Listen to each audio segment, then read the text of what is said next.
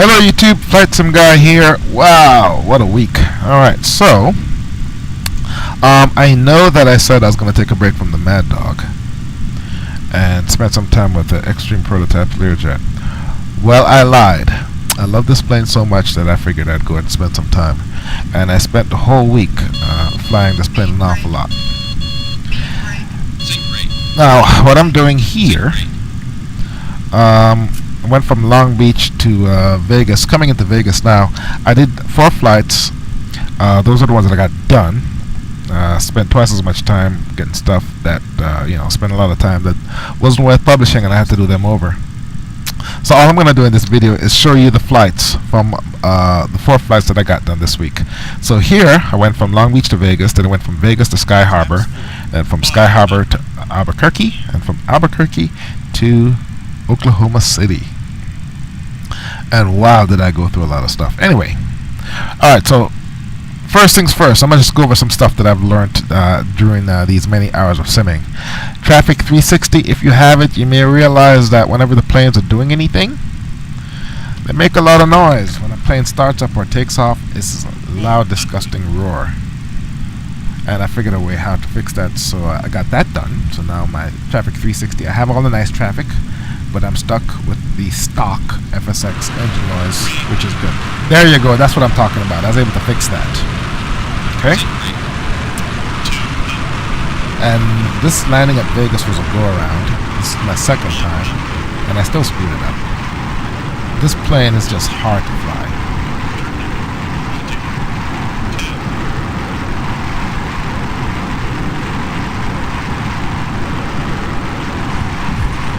One of the things that I learned is when you coming down to the approach, flying in the pattern, if you're using the auto throttle, the plane won't slow down. It just doesn't want to slow down, even if you dial back the speed.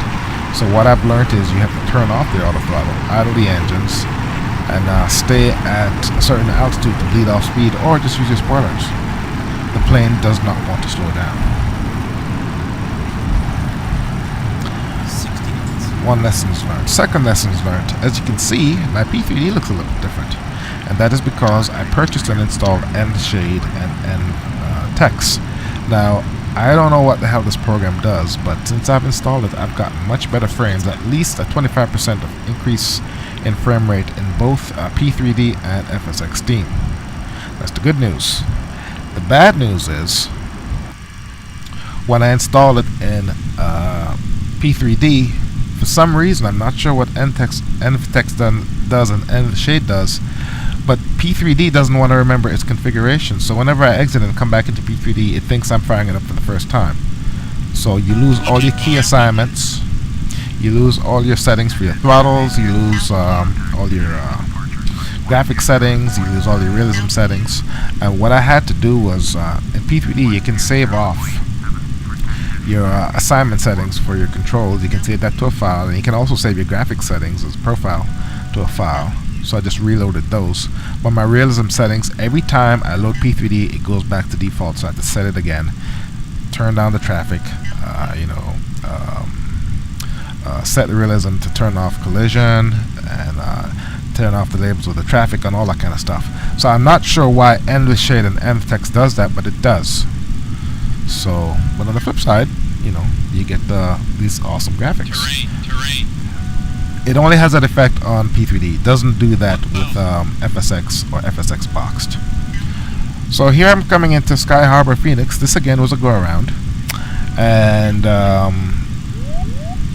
this is not my assigned runway. And as you can see, my flap settings are wrong. And I came in too fast. So, it is very, very annoying. This is the reason why you have co-pilots, so you don't forget all this stuff.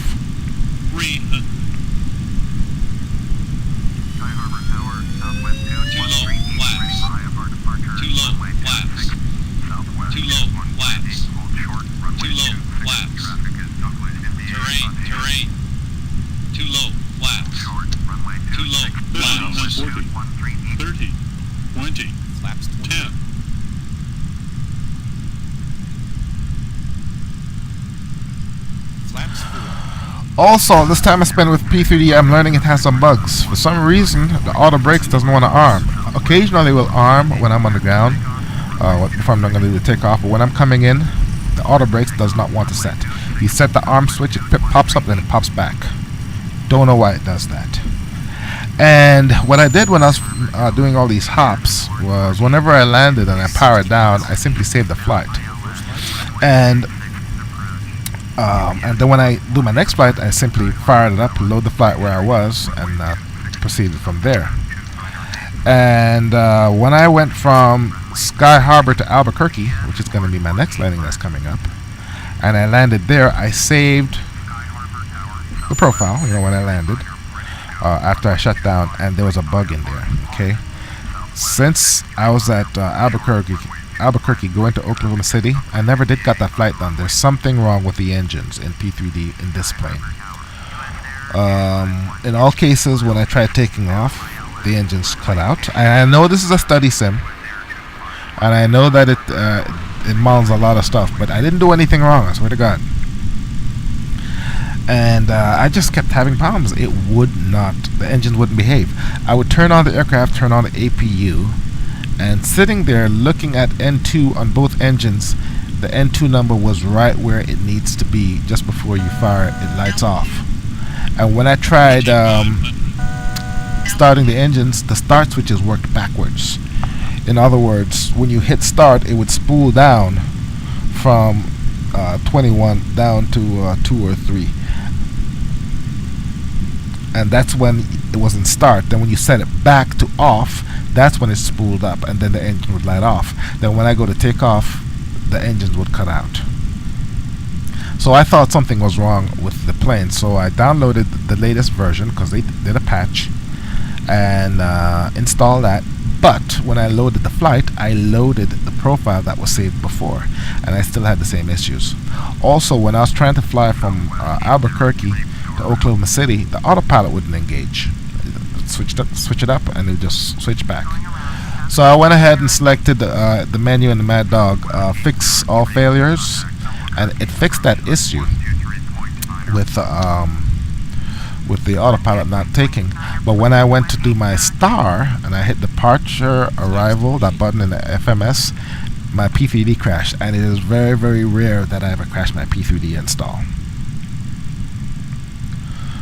So I think there's something wrong with that saved profile, and I never did get that flight done in P3D because nothing would work. Another thing, Albuquerque is, the surface elevation is 5,300 feet, and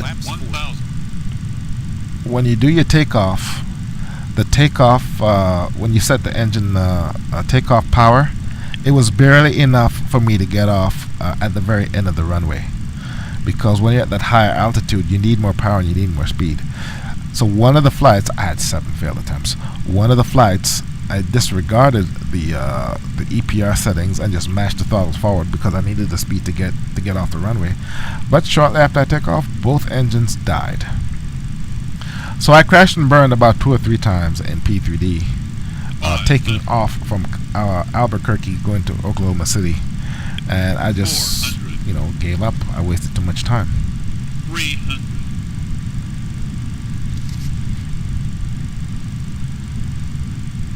Minimums. Albuquerque Tower, Delta 3761, ready to go. 100. Sync rate. IFR to Sync rate. 50, 40, 30, 20. Short, runway 17, traffic is Douglas MD-80 on short final. 10. Short, runway 17, Delta 3761. Another thing I did with all of my flights here, what I did was I used GSX to do call catering, do the loading, do the unloading, or the boarding and the deboarding, and it was pretty cool. GSX definitely adds some ambiance to your simming experience. Definitely. Used it for pushback. I also used the follow me feature. And the follow me car, nowadays, in the past, it would be like, you're taxiing too fast, screw you, and it would just take off. Like, what the hell is that? You know what I'm saying? So this time I was taxiing diligently, and if it got too far behind the follow me car, it would slow to a stop and wait for you to catch up. And as it turns out, the follow me car is a real thing. In real airports, if you don't know the situation of the taxiways, they'll send a car and come get you. And then I had to deal with the marshaller when I was pulling in. I never used marshallers before, but this time, it's giving you all the hand signals and whatnot. And if you didn't park properly, it would tell you you sucked at the parking. I thought that was rather charming. So yeah, the GSX, I used it extensively in these 4 flights, and that's the one thing that did work. The Maddog, having done all these flights, I was so flustered doing Albuquerque to Oklahoma City. I went ahead and did it with the field there, ERJ. And what I discovered was I've flown the Maddog several times, and in the simulator, this aircraft feels like a living, breathing thing. Any other aircraft that you fly feels static. It feels like it was, a bunch of computer code that just put together, and there was no. It's kind of hard to explain. Just know that the Leonardo Maddog, it does have a couple bugs, but it feels like you're flying a real thing, which is kind of ridiculous for me to say since I'm not a pilot. I just know that the simming experience I have with this aircraft is different from anything else. I haven't tried the PMDG 737 NGXs yet, but I will, because this is my first experience, or my first,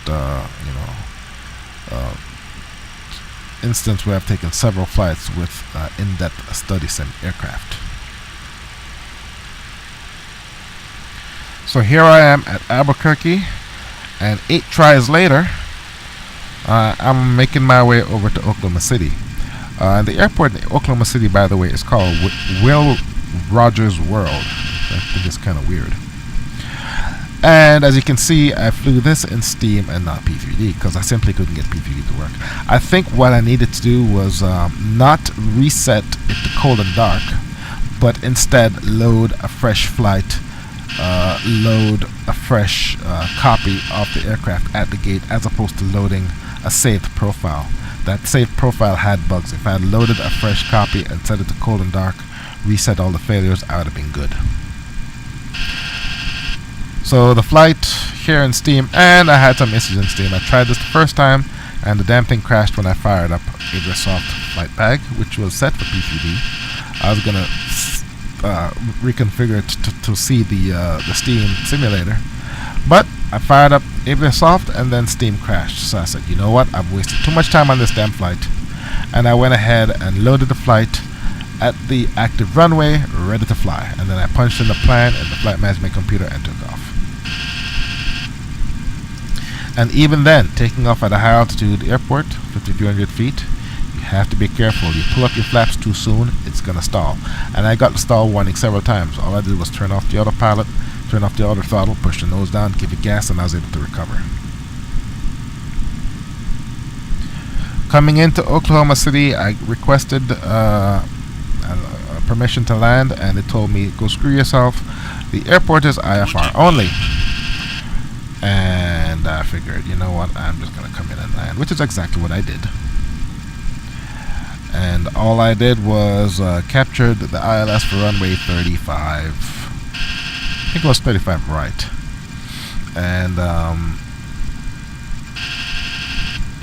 used my technique that I published with regards to how to capture the ILS, and it worked perfectly. So here I am coming in. Here you can't see the runway, but it's out there. And I had to deal with some turbulence, but the Steam install worked much better than FSX. But with FSX, the weather radar works. In Steam, the weather radar doesn't work. You get a weather radar fail. And in all instances, the auto brake, I could not get it to arm. So in all instances, I'm mashing the reverse thrusters when I'm on the ground. Take it down to about 100 knots, and then I step on the brakes.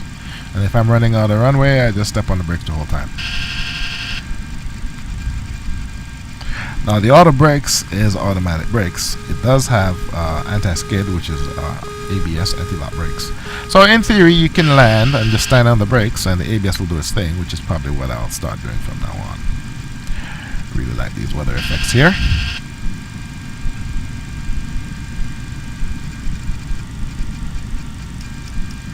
And there's my runway.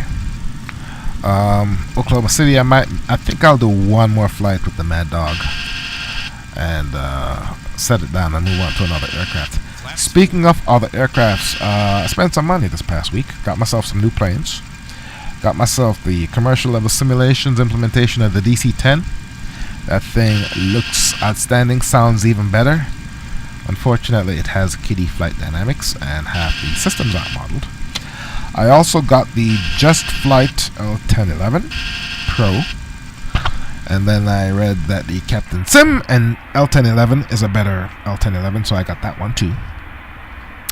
And I also got the Quality Wings BAE 146. Now, as you can see, these planes all have more than 2 engines, and since P3D allows you to save your key bindings or your configurations to the your flight yoke or your setup, I went ahead and configured several profiles. I saved the one that I use default for 2 engines, and I also saved profiles for 3 engines and 4 engines, so that I can fly the L1011, the DC-10, and the BAE 146. 500. So yeah, I got plenty of other planes that I need to train myself on. Looking forward to the Captain Sim L1011. I hear that one's a handful to fly, even after you've gotten good with it. 300. And the Quality Wings, the BAE 146. And about the 146, unfortunately, it only works for boxed. They didn't do a port for Steam or P3D. Light slow. Light slow. 50, 40, 30, 20, 10.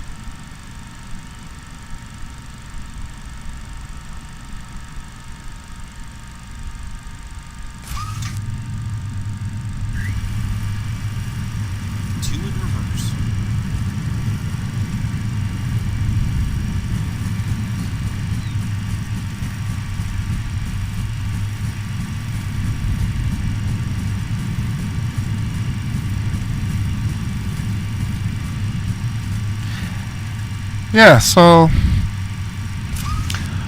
4,000 feet remaining. This plane, I think they'll be coming out with another patch. Like I said, it has a couple bugs that needs to be cleared up. But it's since I've been flying it, other aircraft feel like you know, it's like a big step down compared to this thing. So definitely gonna do my flights in the extreme prototypes. Since FSX has improved my frame rates, I'm looking forward to see what better how different my performance is. My frames are gonna be with that aircraft because it is frame rate heavy. Been on the fence about the Quality Wing 787. I want to say that market for that plane is frozen. Everyone's waiting for the P3D version, so no one's buying the FSX and the box version, and as a result, I'm not seeing as many videos on YouTube about how to fly that plane. So we'll wait and see. And with regards to my P3D install, I haven't been able to fix it. And another thing, the fact that it's not remembering its setting, I traced the problem back to the P3D.cfg files. Whenever you fire up the simulator, it creates a new version of the file, and it doesn't remember what you put in it afterwards with regards to what changes you make. So it doesn't bother me that I have to keep firing up my controls for Twinjet and reloading my graphics settings. But the fact that I have to keep resetting my realism settings is very annoying.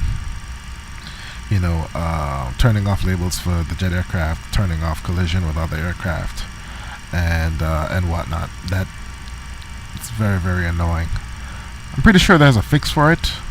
I have seen other P3D users complain about it, but I haven't figured it out yet. So yeah, this plane's a lot of fun, but I think it's time to move on for real this time. But I'll be coming back and making additional flights here and there. Alright, so those are my 4 flights, 4 landings. My name is Flightsimguy. Hope you guys found this video entertaining. Thank you very much for watching, and I'll see you next time.